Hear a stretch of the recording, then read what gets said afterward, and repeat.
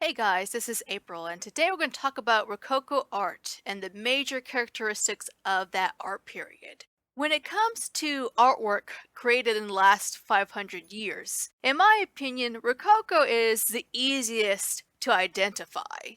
This art movement has a lot of traits that don't pop up frequently when it comes to artwork created before Rococo and artwork created after this art period. The best way to describe the style is playful and lighthearted. It's not serious or stern like we see when it comes to Baroque or neoclassical artwork. The reason this is the case is mainly because of the patrons. The people that were spending money during the Rococo art period was the aristocracy. They were looking for pleasant artwork and decorations to jazz up their homes. Life was about pleasure for the nobility during this time period, especially for those in France. Once King Louis XIV passed away, the French nobles were ecstatic to finally have freedom again. And the artwork created during this time is reacting to those emotions. They're no longer stuck in Versailles anymore. So the first characteristic you're going to probably notice in Rococo artwork is the preference for pastel colors. This even included serious structures. For example, this pink building. This is the Prince Elector's Palace in Trier, Germany. One thing you have to be careful though during this time period is making assumptions about what colors mean. For example, today pink is a feminine color, but during this time period, pink was a masculine color. Pink was viewed as a less intense version of red, and actually, a lot of men were encouraged to paint their rooms pink because they viewed it as having good energy.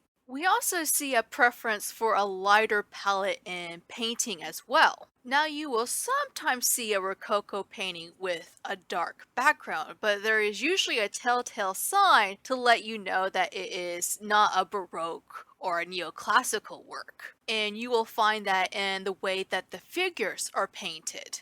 When it comes to the people in these darker scenes, the artist usually keeps the value on their skin tones and the objects around them very minimal. A lot of these scenes, it seems like the people are almost glowing because there are no strong shadows on them. So if you see a painting with very stark or very sharp, pronounced shadows on the human figures, that's probably a very strong sign that it's not a Rococo painting. Another major characteristic of Rococo art is the preference for curved lines. For example, when you look at interiors, the decoration frequently has S-curves within their ornamentation, as well as the room itself having curves in the ceiling.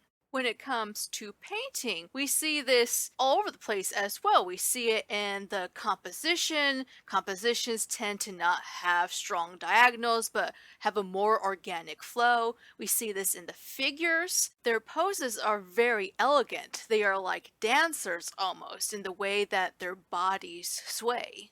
Two other major traits for Rococo art is a taste for elaborate decoration, especially gold, as well as a preference for asymmetry. One thing that you'll notice when you look at ornamentation in Rococo rooms is if you were to cut the wall in half, the decoration is not the same on both sides. There are variations. They are asymmetrical. The last major characteristic I want to cover when it comes to this art movement is content. Rococo art is very playful, it's not serious. So you're not going to see many religious paintings or many historical paintings. Instead, you're going to see a lot of scenes of the aristocracy in nature doing enjoyable things. Some of the other themes that you're going to see in the artwork created during this time is love. You're going to see very erotic sexual works during this time period. Fragonard's The Swing is a perfect example of both of these themes. You have this noble woman being pushed on the swing by this older man, and then there's this younger guy hiding in the bushes looking up her skirt. A couple of other themes that you'll see in Rococo artwork is scenes inspired by theater, as well as artwork and decoration inspired by Asia. People in Europe were fascinated by Oriental culture. This is why you see artwork and decoration that is highly reminiscent of China. So that's all I have for you guys today. If you guys got any questions, put them down in the comments.